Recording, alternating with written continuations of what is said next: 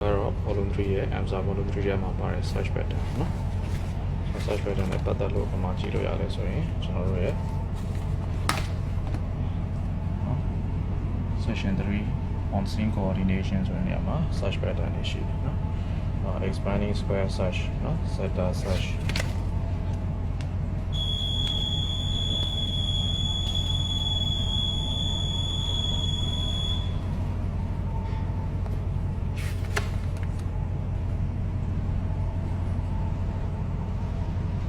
track line search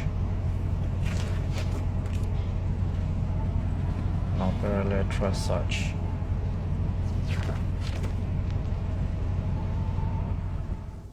contour search now creeping line search ပြီးတော့ရှိကြတယ်เนาะဒါတွေအားလုံးကိုကျွန်တော်တို့ကပုံမှန်ပါဆိုရင်တကယ်လို့များအိမ်မှာလုပ်စရာလိုလာပြီဆိုရင် paper chart ပေါ်မှာ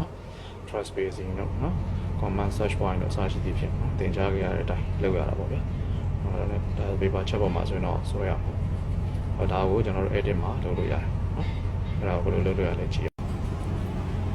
။ edit မှာ Amsa volume 3ရပေးထားတဲ့ search pattern တွေကိုနော်အသုံးပြုလို့ရတယ်။အဲ့ဒါကဘာမှရှိလဲဆိုလို့ရှိရင် that list